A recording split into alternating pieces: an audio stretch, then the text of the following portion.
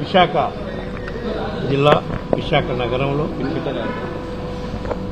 జరగబోతున్న standing council elections, అదేవిధంగా విశాఖ జిల్లా లోకల్ బాడీ ఎమ్మెల్సీ ఎలక్షన్ సందర్భంగా వైఎస్ఆర్ కాంగ్రెస్ పార్టీ కార్పొరేటర్లతో, నాయకులతో, అదేవిధంగా జిల్లాలో ఉన్న ఇన్ఛార్జీలతో, ఎమ్మెల్యేలతో అన్ని విధాలుగా మన పార్టీ అభ్యర్థుల గెలుపుకి కృషి చేయాలని చెప్పి ప్రత్యేకంగా సమావేశం ఏర్పాటు చేయటం జరిగింది.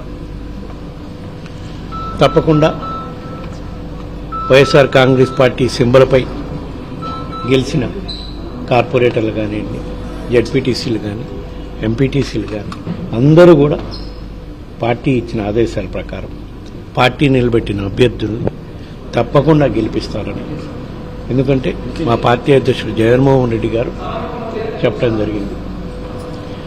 పార్టీకి లాయలు విలువలతో కూడిన రాజకీయం చేయాలి.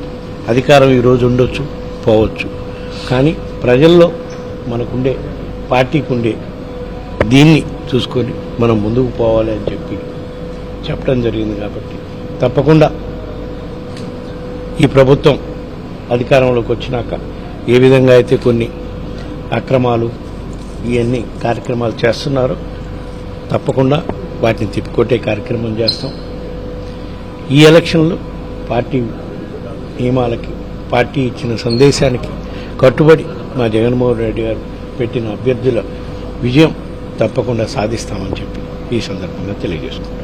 స్థానిక సంస్థల ఎన్నికలకు సంబంధించి చూసుకున్నట్లయితే క్యాంపు రాజకీయాలు మొదలుపెట్టారని తెలుస్తుంది. వాళ్ళందరినీ కూడా అవసరమైతే వాళ్ళని కొనుగోలు చేసేందుకు కూడా సిద్ధపడుతున్నారని వార్తలు వస్తుంది. ఏ విధంగా ముందుకు వెళ్ళిపోతున్నారు? తప్పకుండా స్వామి, మేము విలువలతో కూడిన రాజకీయం చేస్తామని మా పార్టీ అధ్యక్షుడు జగన్మోహన్ రెడ్డి గారు చెప్పడం జరిగింది.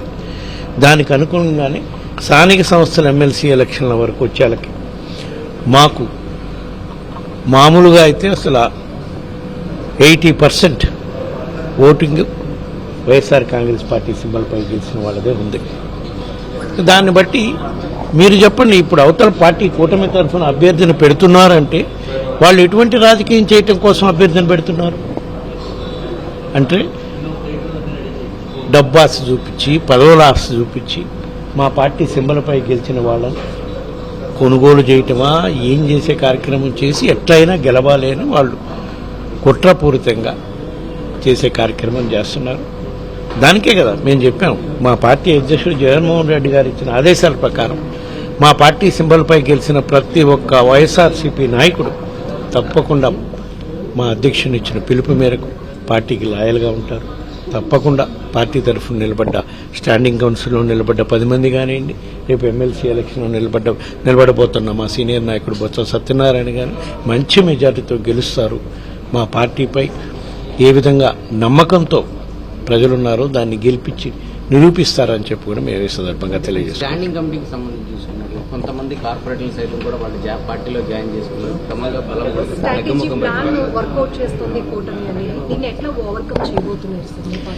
ఎట్లా ఓవర్కమ్ చేయబోతున్నామో మేము కూడా మాట్లాడుకున్నామమ్మా. సరే, వాళ్ళు కుట్రపూరితంగా ముందే అనుకున్నాం కదా, కొంతమంది కార్పొరేటర్లు తీసుకున్నారు, మీకు తెలుసది. అయినా సరే మా దగ్గరుండే కార్పొరేటర్లు చేస్తున్న అభివృద్ధి కార్యక్రమాలు, మా మేయర్ చేస్తున్న అభివృద్ధి కార్యక్రమాలు, మా పార్టీ విశాఖ నగరంలో గత 3 ఏళ్ల నుంచి చేస్తున్న అభివృద్ధి కార్యక్రమాలు ముందుకు పోవాలి అంటే మళ్ళా మా కార్పొరేటర్లు అందరూ కూడా స్టాండింగ్ కౌన్సిల్లో మా పార్టీ తరఫున నిలబడడం గెలిపిస్తారు.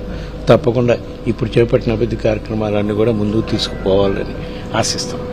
Thank you.